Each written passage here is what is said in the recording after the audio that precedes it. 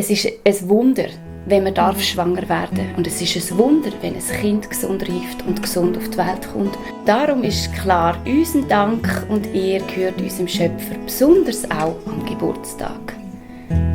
Wake up this morning, see your cute face, see your messed up head sticking up everywhere, but it is okay, 'cause I love you then, even more, 'cause every little thing of you I love to adore. Grüezi miteinander. Heute ist Neumondtag im 7. Monat, Yom Teruah, der grosse Tag vom Hörnerblasen. Mein Geburtstag folgt jedes Jahr im Schöpferkalender, also gerade nach Yom Teruah, und fällt immer auf den ersten Arbeitstag im 7. Monat. Also werde ich morgen ein Jahr älter und freue mich, dass ich hoffentlich noch mehrere Yom Teruahs mit euch zusammen feiern darf. Tonia wird uns heute erklären, wie man denn unseren persönlichen Geburtstag im Schöpferkalender findet. Aber zuerst möchte ich noch etwas sagen zum Buchstaben Tzadeh im Original Hebräisch. Wir haben also Buchzeichen, wo die drauf sind, und da steht jetzt gerade oben beim Tzadeh Zahlenwert 90, ein Path, also ein Weg in der Nachfolge von Jeschua.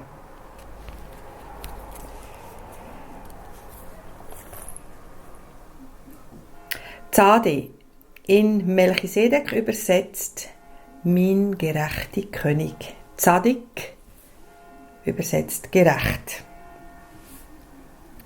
Ich lese aus dem Malachi 3,20.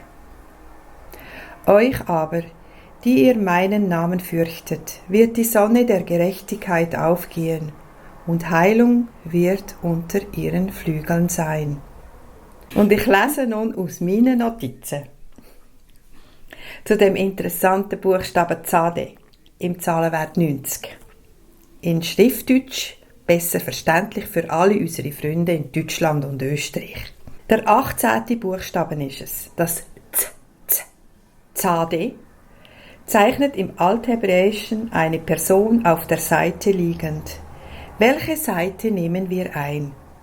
Die Seite der Gerechtigkeit oder die Seite der Ungerechtigkeit? Wir können uns nicht auf unser Herz, das auf der linken Seite liegt, verlassen. Und welche verdorrte Hand hat Jahuscha am Sabbat geheilt? Matthäus 12,13. Dann sprach er, Jahuscha, zu dem Menschen: Strecke deine Hand aus. Und er streckte sie aus, und sie wurde gesund. In den 2 Flügel der Heilung, die 2 Hände der 10 Gebote, die rechte Hand auf das Herz gelegt, in der Liebesbeziehung mit unseren Mitmenschen, und die linke Hand zeigt in den Himmel, in der Liebesbeziehung mit unserem Schöpfer zuerst. Liebe Gott, Jahuscha, mit ganzem Herzen, Verstand und Kraft, und dann auch deinen Nächsten wie dich selbst. Im Gesetz Jahuas Bundes erlahmen immer wieder unsere Hände. Werden wir uns neu ausrichten und nun an allen seinen Festen heilen und uns stärken lassen. Feiern wir weiterhin treu bei Tageslicht und warten monatlich auch geduldig auf die Neumondsichel am Abendhimmel? Nicht nur an Yom Teruah des 7. Monats, sondern an allen Neumondtagen sollen wir in das Schofar stoßen und unseren Schöpfer ehren, nämlich immer nach jeder Konjunktion des Leermondes, frühestens nach 36 Stunden, sobald die Sonne untergegangen ist. Da folgt die feine Neumondsichel. Wir wissen, jetzt ist der Feiertag in großer Versammlung beendet und höchste Zeit, uns schlafen zu legen. Denn am Morgen wird wieder der erste Arbeitstag in der ersten Arbeitswoche starten. Also, 6 Tage sollen wir arbeiten und dann den Sabbat heiligen. Ja, der Gerechte schläft süß, in Erwartung unseres Königs, der gerecht richtet. Yahushua HaMashiach kommt zurück, aber noch nicht sofort. Wir jagen weiter seinem Frieden nach und legen uns getrost schlafen, auch im Wissen, dass alles hier auf Erden ein Ende hat, damit ein neuer Tag in Gerechtigkeit anbrechen darf. Psalm 130,6 Meine Seele harrt auf den Herrn, mehr als die Wächter auf den Morgen. In Hebräisch, Tzara übersetzt bedeutet Trübsal. Hier auf Erden müssen wir auch durch Tzara, Trübsale gehen und uns immer wieder an Yahushua erinnern, der sagt, esset mein Fleisch und trinket mein Blut. Und somit reichte er seinen Jüngern das Brot und den Wein. Und es war auch so im gleichen Sinne geschehen, als damals Melchisedek schon mit Abraham das Passa feierte. Ja, der König der Gerechtigkeit wird zurückkehren am 2. Passa, im letzten Jahr dieser Weltzeit. Am Vollmond des 14. im 2. Monat, da wird er zuerst die Letzten, die sich auch noch auf Yahushuas Seite, Tzade, entschieden haben, hier auf Erden abholen. Alle Gläubigen werden am selben Tag in Bündel vom 144. bis zum 1. Jubiläum rückwärts gezählt, mit lautem Trompetenschall auferstehen. Alle Erlösten in jedem Jubiläum werden dann zum ewigen Leben auferweckt. Darum sagt man auch, die Letzten werden die Ersten sein. Und es war auch damals am Abend desselben Rüsttages in der Mitte des 2. Monats geschehen, als Yahuwah Adam im Tiefschlaf seine geliebte Eva aus seiner Seite, Zadek, genommen hatte. Zuerst 7 Jahre lebten sie glücklich hier auf Erden zusammen im Paradies, bis sie dann in Sünde gefallen waren und ihr schönes Hause verlassen mussten. Also ihr schönes Zuhause verlassen mussten. Da tröstete der allmächtige Adam und Eva und versprach ihnen, dass er sie nach 5,5 Tagen erlösen würde. Das war dann im 100. Jubeljahr geschehen. Nach Yahushuas Kreuzigung hatte er selbst die Erstlingsfrucht der Heiligen gesammelt und auch Adam und Eva bereits in das himmlische Paradies gebracht. Im 100. Jubiläum, nämlich nach 5,5 Tagen. Ein Tag ist gleich 900 Jahre. Also dieses Äon wird aus Sicht des Allmächtigen am Ende des 8. Tages im Jahr 7200 zu seinem Ende kommen. Da wird dann die große Ernte aller Heiligen eingebracht. Nochmals zurück zum Buchstaben Tzade. Auch im Wort Erlöser in Hebräisch Natsal finden wir den Buchstaben Z. Natsal bedeutet übersetzt Erlöser. Yahushua hat uns bereits am Kreuz von Golgatha erlöst, von unseren Sünden in seinem Blut freigekauft. Und er reicht auch uns das Brot des Lebens, sein Wort, das uns Kraft gibt, standhaft und wachsam zu bleiben. Wir wollen seine Seite, Tzade, einnehmen, unseren Natsal, Erlöser, an seinen festgesetzten Festzeiten feiern und uns nicht mehr verführen lassen. Erinnere dich an Zion, die himmlische Stadt Jerusalem. Zion ist die Stadt der festgesetzten Festzeiten und auch wir versammeln uns 4-mal im Jahr und bringen unsere Erstlingsfrüchte, teilen sie untereinander und ehren damit unseren Schöpfer. 4 Jahreszeiten von 4 Festwochen sind dafür bestimmt und alle sind in Yahushua HaMashiach erfüllt, auch im Wissen, dass er der Herr des Sabbats ist. Was uns nun nur noch erwartet, ist das große Endgericht. Und immer in der Mitte des Jahres soll man den Versöhnungstag, auch den Geburtstag unseres Heilands, schon am Neumondtag des 7. Monats mit lautem Jauchzen ankünden. Und alle 50 Jahre sollen wir am Versöhnungstag das folgende Jubeljahr auf der ganzen Welt mit dem Schofar verkünden. Und er kommt im letzten Jubiläum zurück, die Lebendigen und die Toten zu richten. Da werden die Gräber der Erlösten Nahtzahl aufgetan und alle Erlösten, die dann noch am Leben sind, gleichzeitig umgewandelt und zusammen ihm, dem König der Gerechtigkeit, Melchizedek, in der Luft entgegengerückt. Also, hier haben wir diese sehnlichst erwartete Entrückung, die erst am Ende dieser Weltzeit geschehen wird. Das Ende ist noch nicht jetzt. Wir müssen noch weiterhin dem Frieden, nämlich zuerst dem wahren Shabbat Shalom nachjagen, also auch die monatliche Neumondsichel suchen und die 4 Sabbate in jedem Monat davon abzählen. Das ist jetzt ein bisschen viel gewesen. Ja, ich habe es einfach mal alles ein bisschen zusammengefasst haben und habe gedacht, jetzt geht es weiter. Ich bin sprachlos. Okay.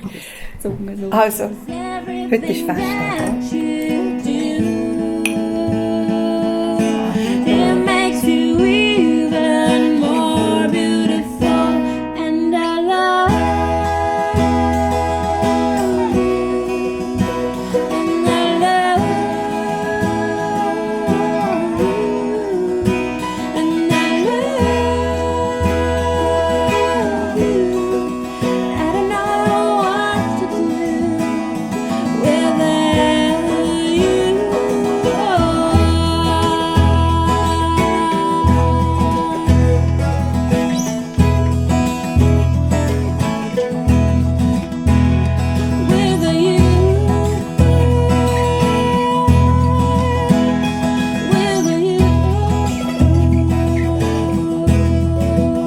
Was für ein Privileg, so viel dürfen zu wissen, mit so viel Weisheit dürfen gesegnet sein.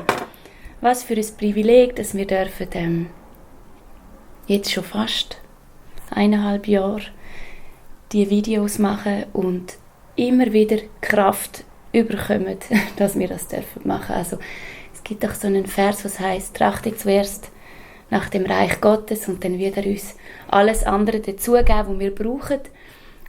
Und wenn wir auf allen unseren Wegen Gott sehen, wird er unsere Wege ebnen. Wir erleben das jeden Monat hautnah, weil wir ja Unglaubliches schaffen und trotz allen täglichen Herausforderungen einfach gesegnet sind und die Kraft dürfen haben, zum Zusammenkommen und die Videos machen. Und da gehört ganz grosses Lob und Dank unserem Schöpfer, weil er macht es möglich. Genau. Ich denke auch bei den Geburtstagen, bei dem Thema, das wir uns jetzt heute stellen, ist für mich so die Essenz, dass wir wirklich nicht aus den Augen verlieren, wem unseren Dank gebührt, vor allem am Geburtstag. Weil das Geburtstagskind selber kann ja eigentlich am wenigsten dafür, dass es da ist. Ja, man kann ihm gratulieren, dass es da ist und darf mit das Rennen laufen auf dieser Welt und hoffentlich auch das Ziel und über die Ziellinie kommt und das ewige Leben darf ergreifen. Aber es kann eigentlich nichts dafür, oder wir können nichts dafür, dass wir geboren sind. Da könnte man noch sagen, dank den Eltern, könnte man noch sagen. Aber auch das ist nicht ganz korrekt, weil die Eltern, es ist ein Wunder, wenn man darf schwanger werden. Und es ist ein Wunder, wenn ein Kind gesund reift und gesund auf die Welt kommt. Ja. Und jedes Jahr ist es ein Wunder, wo wir dürfen auch ein Kind begleiten und es ich würde jetzt nicht sagen überlebt, aber sie sind ja schon ein bisschen waghalsig unterwegs und ich bin froh um jeden Schutzengel, der im Einsatz ist. Wir können längst nicht alles überwachen und sie vor allem beschützen. Genau darum ist klar, unser Dank und Ehre gehört unserem Schöpfer, besonders auch am Geburtstag. Und wir sollen nicht nur an die Geburt, es ist ja nicht die Geburt allein, was ausmacht, dass du da bist. Du kannst darüber reden, es gibt noch eine Zeugung. Sollen wir dann vielleicht Zeugung feiern, aber das wäre ja vielleicht auch ein bisschen komisch. Und was ich so jetzt im Forschen in der Bibel, was sich für mich bestätigt hat, ist, dass er uns gerufen hat oder gekannt hat, bevor wir überhaupt gezeugt oder geboren sind, hat er uns im Himmel angekündigt. Ja, uns im Himmel angekündigt. Er tut die Seele einhauchen, er macht es möglich. Er schaut auch, welche Konstellation passt zusammen und was kommt denn da. Was kommt denn da Lebendiges raus, schlussendlich.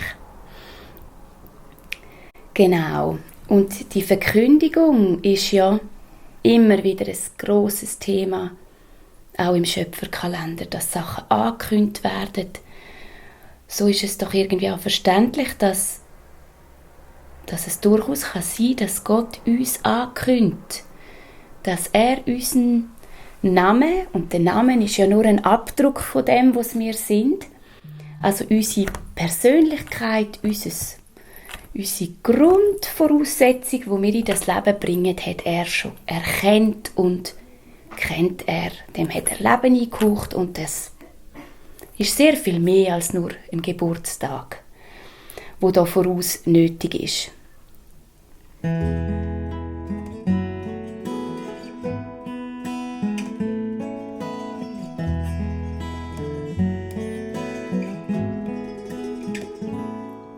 Und jetzt zum heutigen Thema. Find deinen Geburtstag im Schöpferkalender.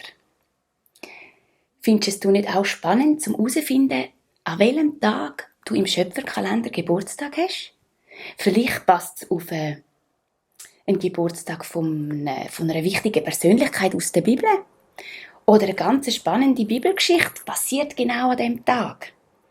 Wäre ja schon noch interessant, zum wissen, wo dass dein Geburtstag ist im Schöpferkalender. Und was es so wunderbar ist, wenn du darfst das herausfinden und mit dem leben, es nimmt ganz automatisch Gewicht vom gregorianischen Geburtstag und rückt alles wieder in ein gesundes Verhältnis. Denn wir sollen sehr wohl unseren Geburtstag beachten. Wir sollen sehr wohl zählen. Es gibt ganz viele Beispiele in der Bibel, wo man weiss, wie alt das Leute geworden sind. Und es gibt auch gute Bibelverse, die uns darauf hinweisen, dass wir sehr wohl die Zeit im Auge behalten sollen. Tue mir kund, Herr, mein Ende und welche das Maß meiner Tage ist, damit ich erkenne, wie vergänglich ich bin. Wake up this morning, see a cute face. Denn mit dem, dass wir unsere Geburtstage zählen, merken wir ja auch, wir werden älter und das Ende rückt näher und sind wir parat? Haben wir unsere Zeit gut genutzt? Am Geburtstag denkt man immer an Anfang und auch ans Ende. Also, wo kommen wir her? Wem müssen wir dankbar sein? Und wo wollen wir hin? Und sind wir dort dabei?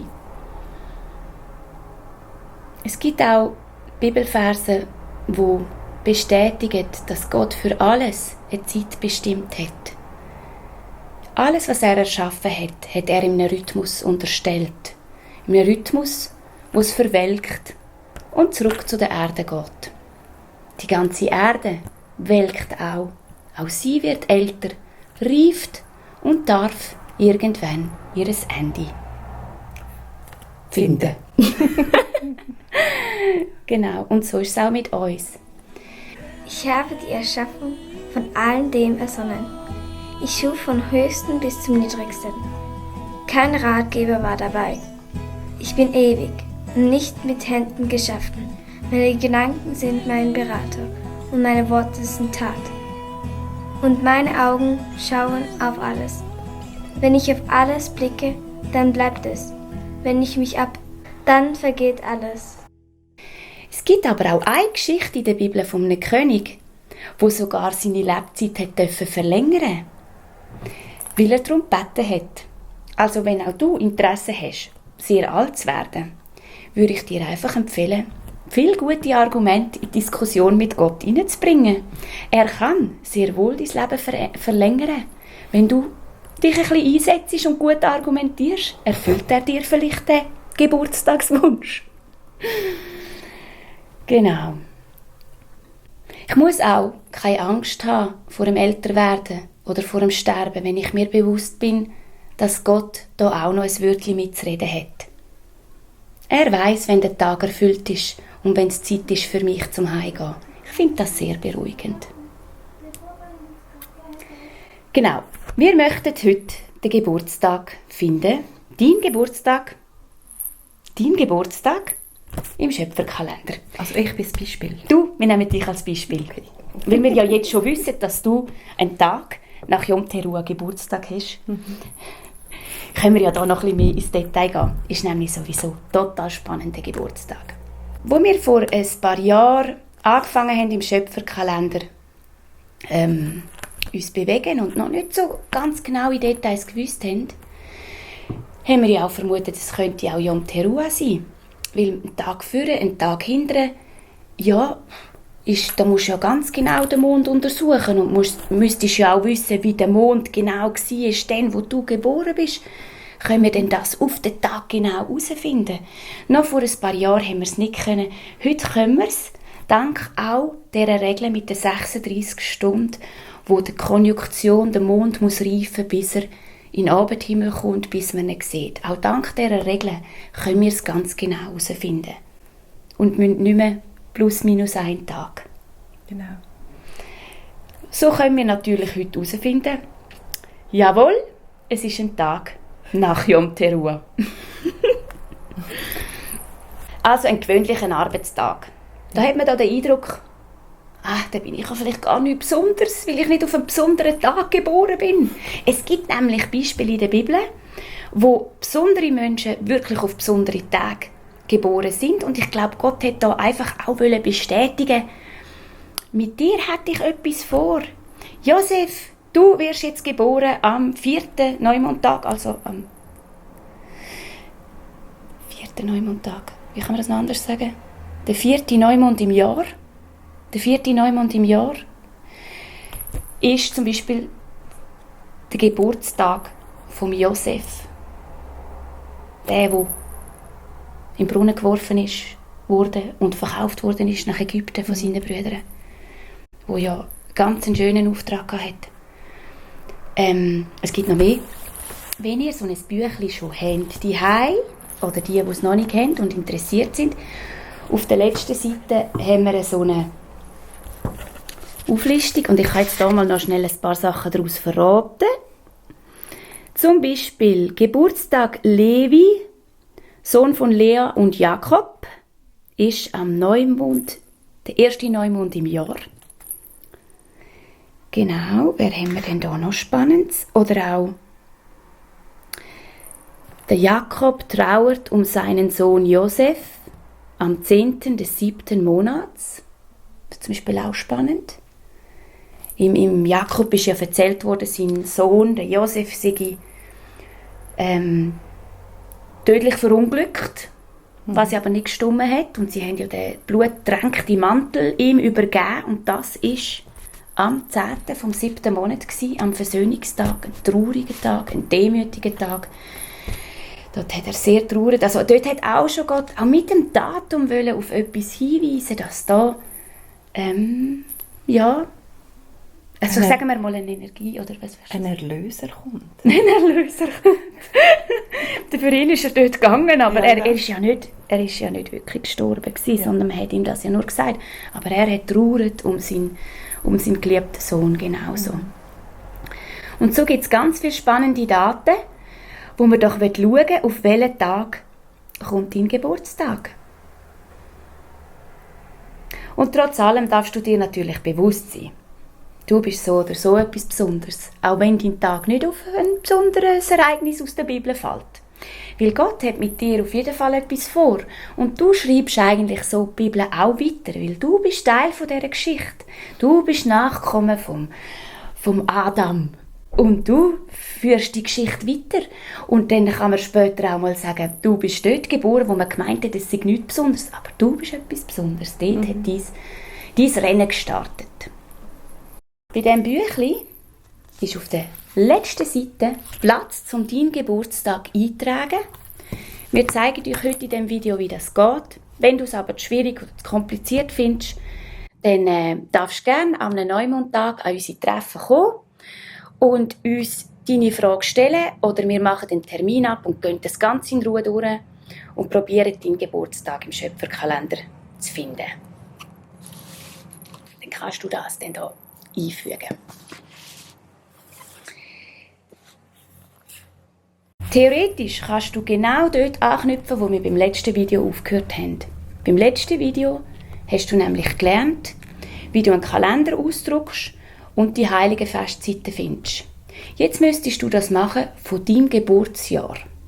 Weil du musst ja herausfinden, ob es einen 13. Monat gegeben hat oder nicht. Und je nachdem schiebt es dann deinen Geburtstag nach hinten.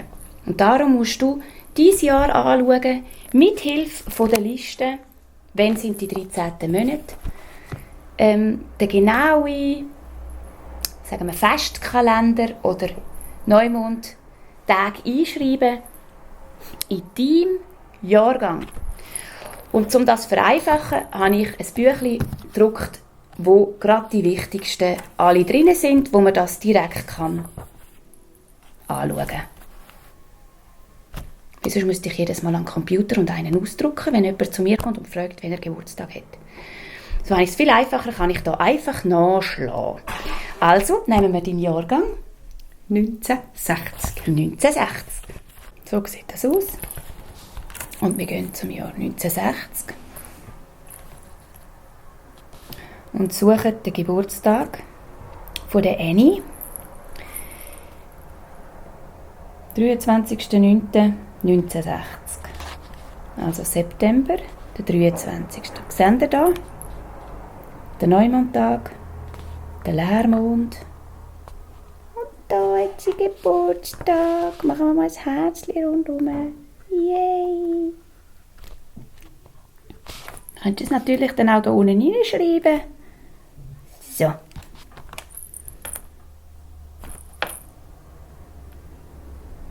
So einfach war das. Könnt ihr jetzt auch noch hier einschreiben.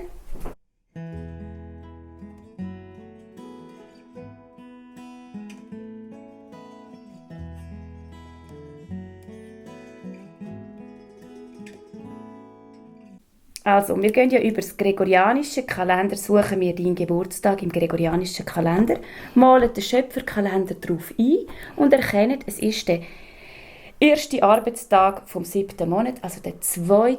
Tag im 7. Monat, ist ihren Geburtstag. Und jetzt kann sie jedes Jahr, einen Tag nach Yom Teruah, ihren Geburtstag feiern. Und wie würdest du empfehlen, das zu machen? So mit einer grossen Party? Ist doch gar kein Tag von der Besammlung. Wie würdest denn du das machen, so persönlich? Ich habe mir das doch ein bisschen aufgeschrieben. Oh! Ich habe gedacht, ich sage dir das am Schluss, aber wenn ihr das jetzt schon wissen wollt.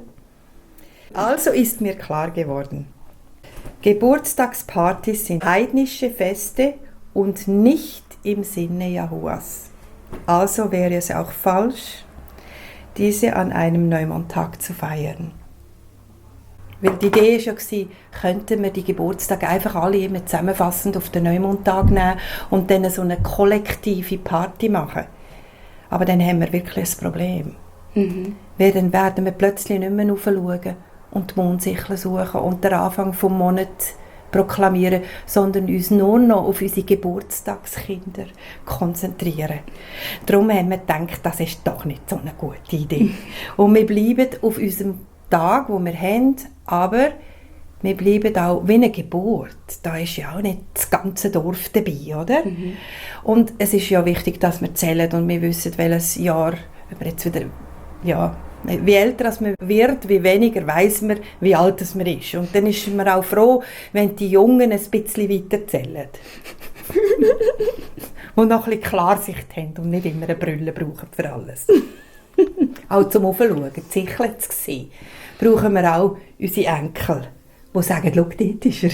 Ich sehe es nicht mehr so ganz. Oder wo Alpop fragt, wie alt bist jetzt du schon? Oh, uralt. Und die Ketten hier, die komme ich über vom Aaron und vom Boas. Und ich bin sonst nicht so ein Kettenträger. Aber es zählt halt auch da dran, oder? Heisst 2, 3, 4, oder? Das Nümmerli drauf machen. Könnte man auch. Genau. Kräneli zählen. Also es ist wichtig, dass wir zählen und auch wichtig, dass wir einander auch beistehen am Geburtstag. Ja, aber auch in einer demütigen Freude, dass das Leben auf dieser Welt auch muss gut abgeleistet werden, damit wir unser Ziel erreichen.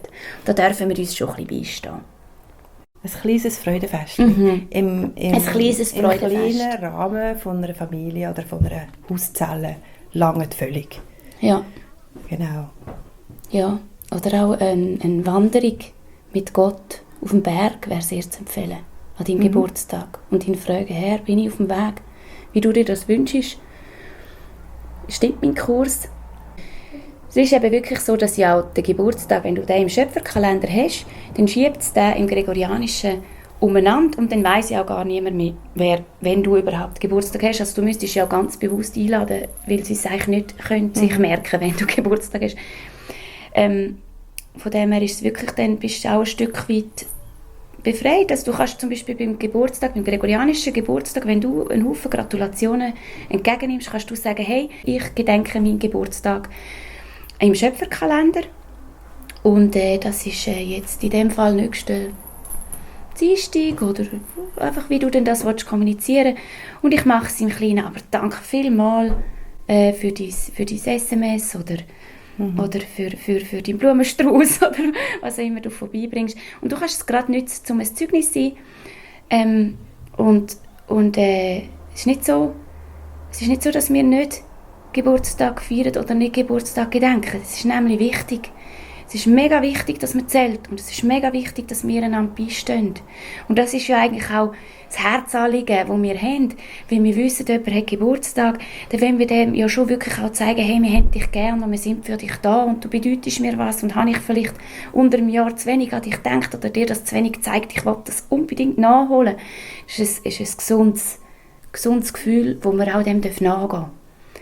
Genau, aber ich denke, da dürfen wir wirklich auch mit Respekt aufeinander zugehen, hey, was braucht die Person und braucht die Person jetzt Ruhe oder braucht die Person eine Umarmung? Und ja, es ist nämlich so, ich denke, das grösste Beispiel, das wir dürfen nehmen, ist Jahuscha und sein Lebenszeugnis. Und die Frage ist, hat er seinen Geburtstag gefeiert oder nicht? Oder wie hat er seinen Geburtstag erlebt oder mit den Jüngern kommuniziert? Welchen Tag hat er sich ausgewählt, um auf die Welt zu kommen? Genau. Er hat den besondersten Tag vom Jahr hat er sich gewählt, um auf die Welt zu kommen. Er hat sich nicht irgendeinen Tag ausgewählt, sondern er hat sich den besondersten rausgepickt und mit dem hat er uns ganz sicher etwas sagen. Und über den Versöhnungstag reden wir ja dann sogar, glaube ich, im nächsten Video, wenn ich es richtig im Kopf habe. Und wie wir seinen Geburtstag ausrechnen, wie wir auf das kommen, reden wir auch noch. Für das gibt es auch noch mal ein separates Video, weil das sind mega spannende und wichtige Themen. Aber ich denke, in der Forschung über den Versöhnungstag, in der Forschung über das Leben von Jahuscha, werden wir auch Antworten finden, wie wir den Geburtstag von uns persönlich dürfen gestalten, sodass es zur Freude ist von unserem Schöpfer. Und wie der Sam würde sagen, fragen wir ihn nachher, wir interviewen ihn, dann kann er den Bibelvers noch rein sagen. Genau. Alles, was du machst, zu Ehre vom Allerhöchsten. Vom Allerhöchsten. Und da gibt es ganz sicher auch einen Weg für den Geburtstag, wie wir den dürfen gestalten.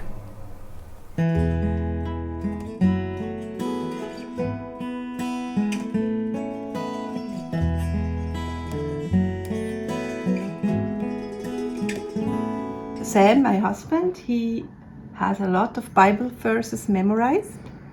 And we asked him also this question, what do you think about celebrating birthday? Because he loves birthday parties. Yeehaw! So he gave me an answer about that, and what was it? Well, see that it doesn't really say too much about if you should or you shouldn't do it. Then I should do it. No, but it says in Colossians 3:17, whatsoever you do in word or in deed, do all to the glory of Jesus or God. And so if seems like it's possible that maybe if you throw Jesus or God in there, give him some glory, some praise, then you can go ahead and do your thing. Abraham, when his son Isaac, was born, they didn't say. I didn't see that they celebrated it. They only celebrated mostly. Probably they did though, but they didn't mention it. But they said when he got winged, the baby got off the milk or the boob or whatever, that they had a big party. They did a big celebration at that time. But as far as birthdays go, well, all to the glory of God. Amen. And that's how it goes. Thank you, everybody.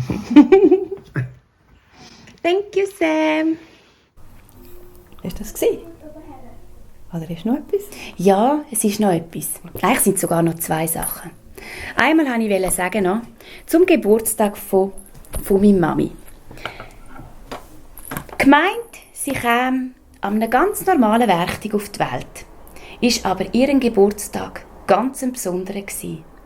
Weil mit 57, also wo sie ihren 57. Geburtstag gefeiert hat, am 23. September 2017 hat es ein ganz spezielles Sternbild am Himmel gehabt. Ihr dürft das gerne auch mal googlen, gebt das ein. Sternbild der Jungfrau am 23.07.2017. 23.09. 9. Danke. 3. Muss ich nochmal von vorne? Ist alles gut. Habe ich sonst 7. gesagt immer? Ja, das passiert eben. Das ist nicht cool. 23.09. ist eben September und Sept ist eben 7 und das bringt mich auch mit durcheinander. Aber gerne die 23.09.2017 ist ein besonderes Sternbild am Himmel gewesen. Und zwar das Sternbild von dieser Jungfrau, also man muss sich vorstellen, das Sternbild Jungfrau ist ja ein konstantes Sternbild, das immer wieder auftaucht am Himmel. Im Herbst vor allem. Ja, genau. Und dann steht das genau zu dem Zeitpunkt auf dem Neumond. Das heisst, der Neumond kommt in den Abendhimmel rein. Das Sternbild von der Jungfrau steht genau über ihr. Über ihr sind die 12 Sterne platziert, wo ein Teil davon auch Wandersterne sind. Was besonders ist, dass die alle gleichzeitig über ihrem Haupt erscheinen. Dann der Königsstern, wo in dem Moment durch ihr Becken geht, wo schon seit 10 Monaten unterwegs ist, durch sie durchgeht, also wo Chanukka, das Jahr vorher, auftaucht in dem Sternbild, 10 Monate lang durch sie durchgeht, wie eine Schwangerschaft, die natürlich 9 Monate geht. Aber da wir einen 13. Monat hatten, hat es halt das mal 10 Monate gebraucht. Weist er wieder hin, es ist nicht ganz einfach und nicht ganz unkompliziert. Genau in dem Moment, wo die Neumondsichel unter ihr steht, was nur Anfangsmonat kann sein, nämlich an Yom Teruah selber, kommt sie noch ein bisschen zu kurz in den Abendhimmel rein. Einen Tag später ist die Mondsichel ein bisschen länger im Abendhimmel. Gleichzeitig scheint aber die Sonne noch, weil sie untergeht und bekleidet die Frau, oder beziehungsweise wenn sie untergeht, zieht sie aus und dann siehst du es, wie der Stern durch ihr Becken geht. Und das ist wirklich nur an dem 23.09.2017 möglich gewesen. Und man findet da interessante Zahlen auch, wie selten das Sternbild stattfindet. Zum Verstehen, das Sternbild Jungfrau kommt sehr häufig. Dass das Sternbild auf dem Mond steht, kann auch noch passieren. Dass die Sonne untergeht und es noch ein bisschen anscheint, kann auch noch passieren. Aber dass all die 12 Sterne oben dran sind und auch noch der Königsstern durch ihr Becken geht, das ist sehr speziell. Ja. Und ein großes Zeichen erscheint im Himmel. Eine Frau, bekleidet mit der Sonne, und der Mond war unter ihren Füßen, und auf ihrem Haupt ein Kranz von 12 Sternen. Und sie ist schwanger und schreit in Geburtswehen und in Schmerzen und soll gebären. Genau.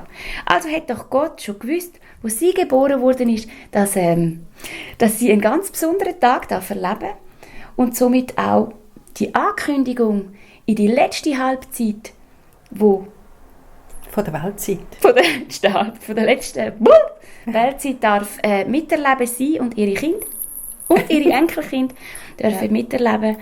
Und auch so vieles zum Schöpferkalender darf wieder entdecken. Das hat er doch gewusst, dass sie das Potenzial hat. Und freiwillig hat sie natürlich das auch gewählt und den Auftrag wunderbar und ganz vieles für uns schon dürfen erarbeiten. Und die Arbeit dürfen wir als Töchter weiterführen und hoffentlich auch unsere Enkel oder der eine oder der andere von euch darf mitforschen und noch mehr herausfinden über den Schöpferkalender, denn alles ist Stückwerk. Und er hat es nicht nur jemandem gegeben. Wunderbar. Noch etwas?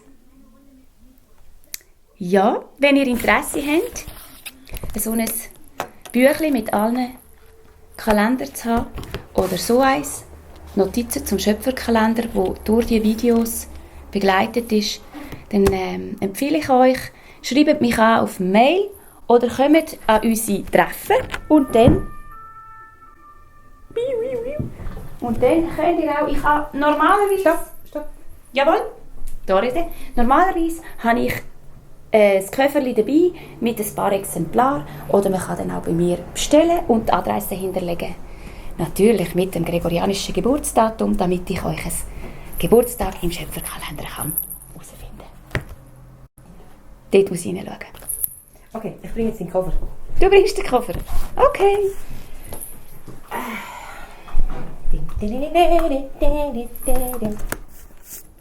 Also, Tonja ist unsere Bastelkönigin.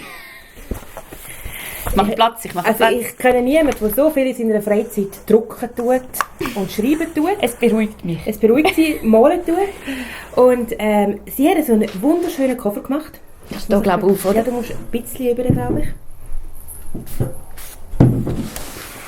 Genau, ich will einfach wenn aufgegeben. Versteh mal, ich schaue, dass wie viele wir vom Bild drauf haben. Wir haben die Köpfe. Gut, und gefühlt innen ein bisschen. Warte, wir machen da rüber. So, jetzt ist der ganze Koffer drauf. Also, soll ich weitermachen oder willst du weitermachen? Willst du etwas sagen, was da drin ist? Jetzt sind wir richtig gespannt. Also, Jetzt wollen wir wissen, was du da was alles... mir am allermeisten auf dem Herz liegt, ist das Fach hier oben. Da habe ich nämlich so Kalender drin mit herzigen Geburtstafeln, die ihr ja schon kennt, mit den Klemmerchen, die man angehen kann. Die sind alle Handarbeit. Die sind alle Handarbeit. Das heisst, ich habe sie auf Papier ausgedruckt und man kann sie ausmalen. Wenn ihr sogar einen selber ausmalen wollt, dann würde ich euch empfehlen, nehmt den Kurs bei mir und ihr dürft auch einen selber gestalten, euch einen eigenen Schöpferkalender anmalen. Das ist sicher das, was mir am meisten am Herzen liegt. Dass noch mehr dürftet die Hilfe haben, dass man darf so mit den Klemmerli hüpfen, weil das ist wirklich Den Sabbat finden. den Sabbat finden und dass man das so kann machen, das ist mega lässig, macht auch Freude. Genau, dann haben wir hier innen sicher Notizen zum Schöpferkalender, ein paar Büchlein immer parat. Dann die dicken hier, das sind eben die mit allen Kalender ausgedruckt, wo man ja erstens mal die 13. Monate findet weil sie da hinten drauf sind, aber auch, wie wir draufgekommen sind, dass die 13. Monate linear durch die Zeit laufen, beweist sich auch mit dem Kalender. Weil da kannst du alles nachschauen und du siehst, es ist perfekt, es geht perfekt auf. Ganz schön. Dann habe ich eigentlich immer auch eine Bibel dabei, falls jemand eine schöne Bibel möchte, einen Neustart wagen und das Buch ein bisschen mehr ins Zentrum nehmen. Wir haben hier auch Bücher von meiner Mami drin.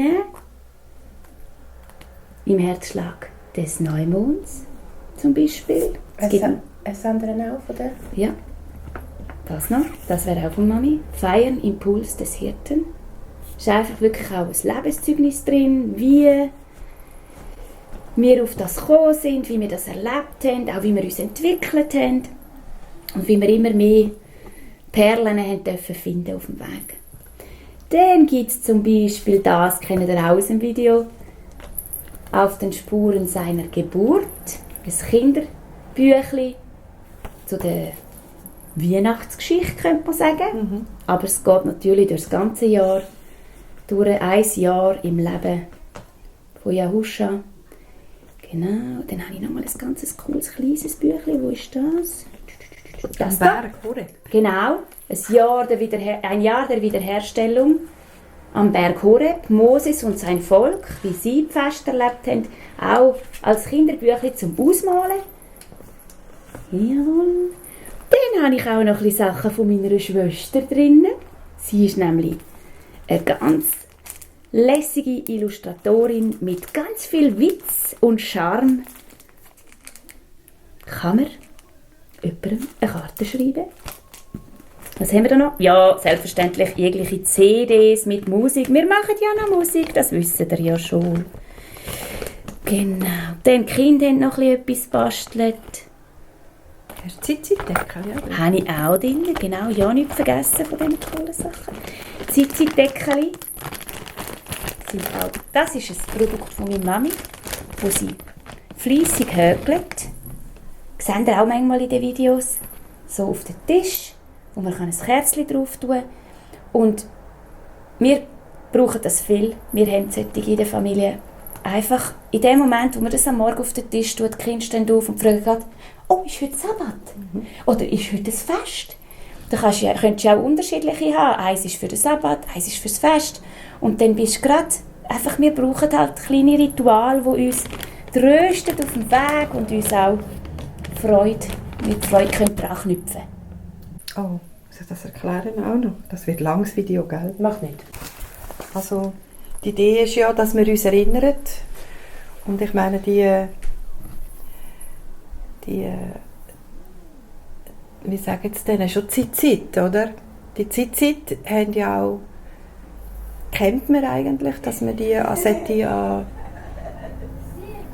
der Kleidung trägt. Ja, an der Kleidung trägt, um sich zu erinnern. Und wir erinnern sich eigentlich an die 10 Gebote.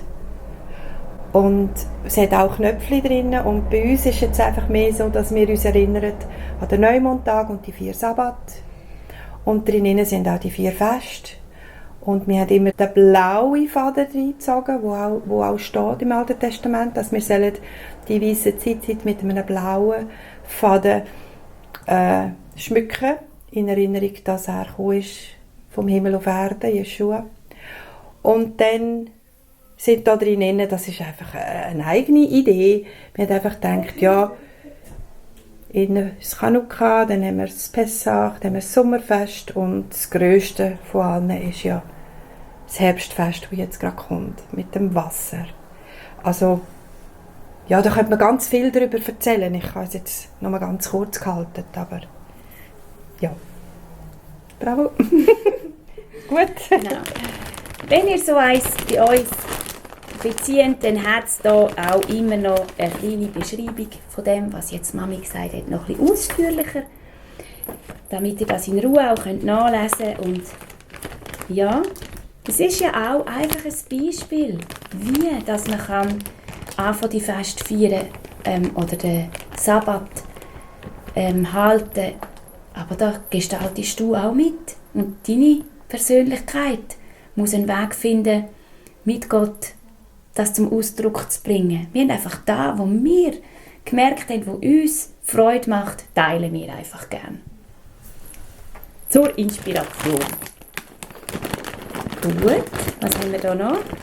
Kurz überlegen, ob wir etwas vergessen haben. Ich habe auch mutig ein paar Apokryphenbücher dabei, amig, weil sie sind spannend zum Lesen, spannend zum Diskutieren. Ich freue mich auch, wenn sich mehr dafür interessieren und mit mir diskutieren. Genau, einfach eine kleine Auswahl nehme ich amig mit. Die ich jetzt schon mal gelesen habe und kann empfehlen. Und genau, habe ich einfach auch noch ein paar dabei, für die so mutig sind und sich an das wagen wollen. Genau. Erzählst du, dass du eine Bibel erst letztens gekauft hast, wo Apokryphen noch drin sind? Ja, ich habe mir eine Bibel bestellt, und zwar ein Luther. 2017.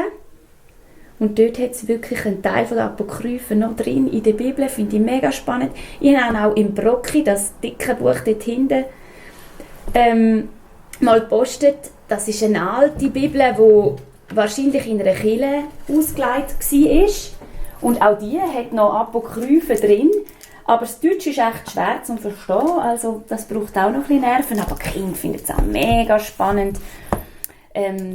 Aber das ist richtig verstaubt. Ja, das ist richtig verstaubt. Das liegt da immer.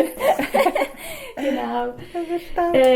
Ja, sich so einfach auch ohne Angst an das Thema heranzuwagen und Freude zu haben an diesen Perlen und an dem Schatz, den wir finden dürfen. Und genau, was haben wir sonst noch? Da habe ich noch ein Büchlein von jemandem, den du kennengelernt hast, wo es über Schofarhorn geht. Ja,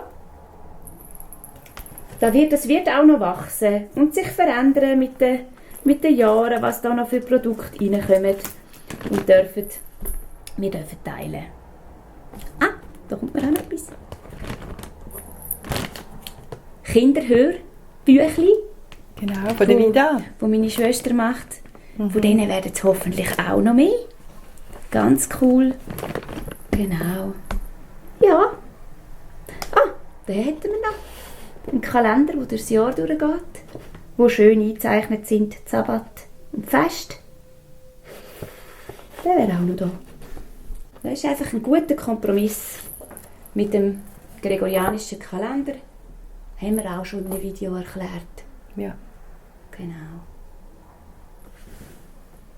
Voilà. So. Haben wir es geschafft, glaube ich, oder? Gut. Okay, das war es für heute. Danke wieder fürs Aufzeichnen und Tonia für deine Präsentation. Danke auch euch allen, die uns immer treu zulassen.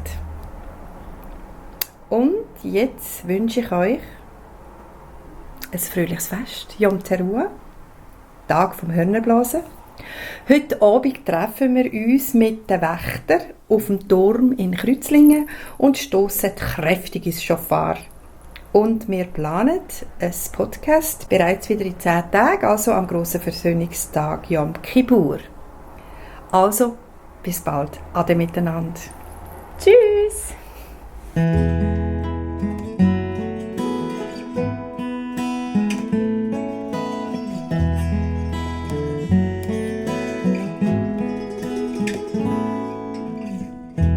Wake up this morning, see your cute face, see your messed up hair sticking up everywhere, but it is okay, 'cause I love you then, even more, 'cause every little thing of you I love to adore, and everything that you do, it makes you even more beautiful. And now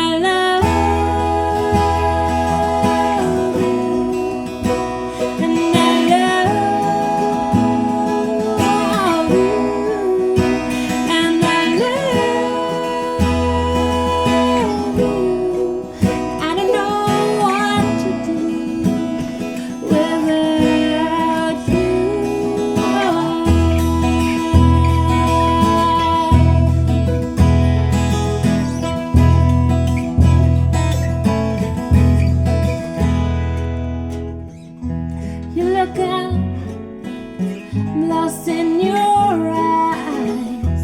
See your pretty face and you're smiling bright. Everything's just alright.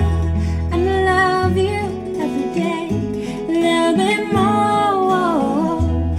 And everything of you I love to adore. 'Cause everything that you do, it makes you even more beautiful. And I love you. And I love you. And I love you. I don't know what to do without you.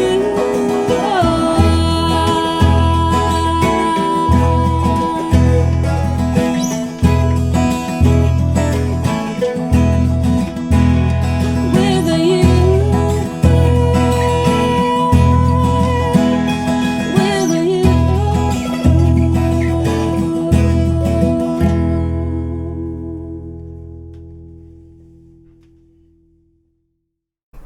Mir fehlen die Worte. Ja, ist besser so. Ist vielleicht besser so. So, genau. Individuell. Was wollte ich sagen? Ein Freudenfest, hast du sagen. Ich will es Freudenfest sagen. Das wäre da also dann rein.